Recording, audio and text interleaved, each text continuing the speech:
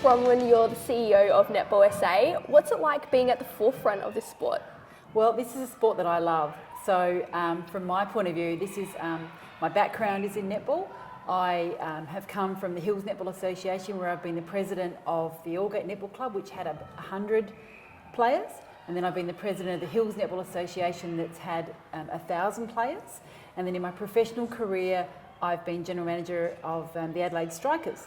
So this is a lovely chance for me to meld, a fusion of my background and my personal passion with my professional history and where it's at now. And so for me, it's a chance to lead a sport that I love. Absolutely. So if you love netball, how long have you been playing it? Goodness me, I started at Hope Valley Netball Club back when I was 5, actually probably before I was 5, because I remember my mum tells me they had to get special dispensation for me to play because I wasn't quite old enough. But I think I do go back as far as the box pleat dresses, which somebody would remember, so that does make me quite old. Yes.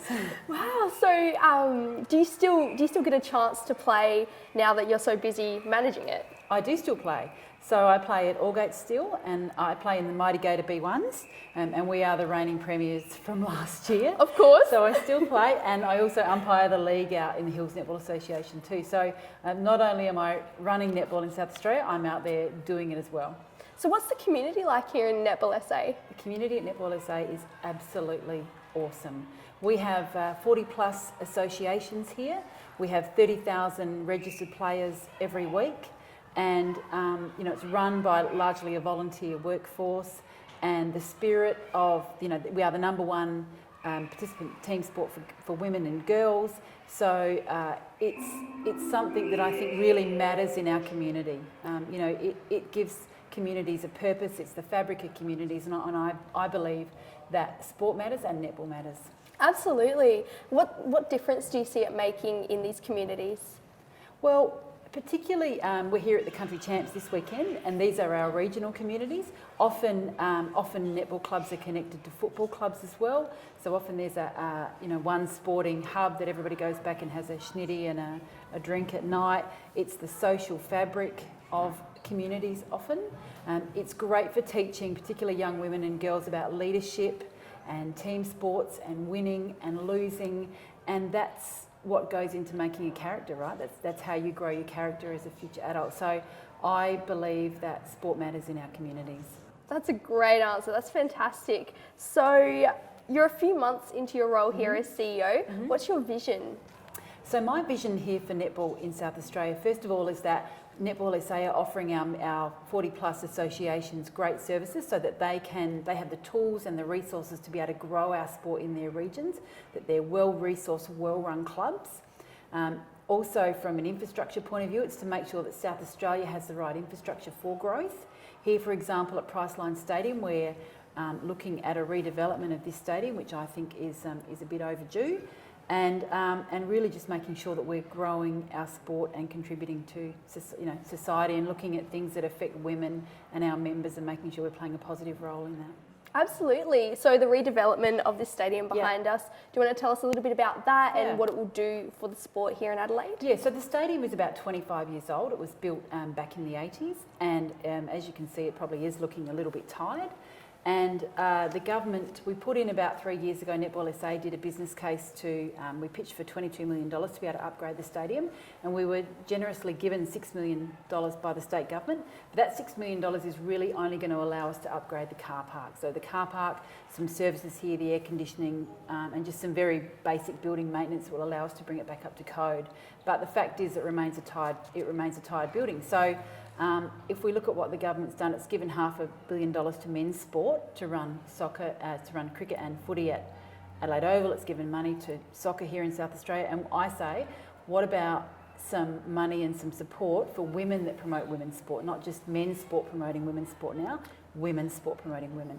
And I believe that our members deserve better facilities than this. That's a very good point. We've only just started to get professional level football for women, so netball really has been at the forefront of that for a while. So yeah, I guess it is very important. What about the Thunderbirds? Speaking of professional women's sport, They're not doing great this season, but what are you looking in for their future? Yeah, they've had a couple of hard years, Thunderbirds. So we've got a new coach this year. Tanya Robbs, very popular, is a South Australian girl herself, has come from coaching contacts and has also coached on the global stage, been at the Suncorp Super Netball as an assistant coach previously. So we've already run 2 games this year, which is a good start, and we have some new team members, some new faces in our lineup.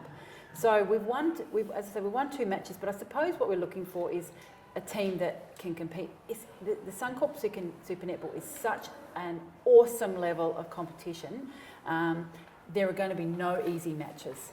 So if you're not playing for 60 minutes of hard netball, it's going to be a tough day at the office. So we're looking for more wins from the Thunderbirds. We're looking, particularly this season, for some more quarter wins in particular, to show grit and determination, and then maybe next year, hopefully, a top 4 finish would be awesome. That would be great. But I will say, we're here to win it. We're not here to make up the numbers. We are here to be competitive and win. So that's ultimately what we're about. Do you think they can do it? I think this year will be tough. It's a relatively new team, so I think a few more wins and a few more quarter wins this year would be good. But do I think the Thunderbirds can do it? Absolutely. Awesome. Absolutely. We're previous winners. We won in 97, 98, so we've had success. We know what it looks like, and now we just have to put it together with our new coach and our new team. Just got to get there again. Just got to do it. Absolutely. I just want to bring it back down to your personal netball experience as well. Mm-hmm. Are there any memories along the way that have stood out for you or made netball what it is for you personally?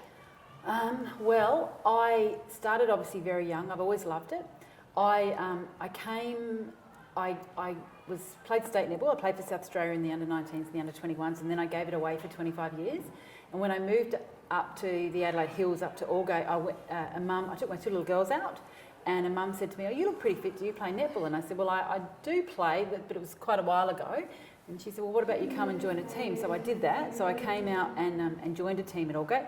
Broke my ankle the very first match. Broke it, which is not ideal to be breaking your ankle as a mature age player. And so what happened was then that I had that year off, and I said to the doctor, "Well, I suppose that's it. I'm retiring." And he said, "Well, what are we fixing it for?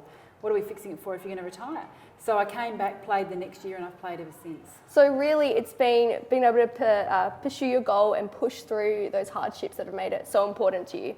Yeah, I think if I thought, well, why can't I play? He's right, I'm having this ankle fixed, so why not get back out there? Awesome. And I will say that was rewarded last year when everybody in my family won a gold medal at the grand final. So my 2 daughters both won grand finals, and my husband coaches, and he won, and then the Gator B won. So that was a pinnacle moment. Perfect. Well, that's all we've got time for. Thank you so much, Bronwyn. Thank you.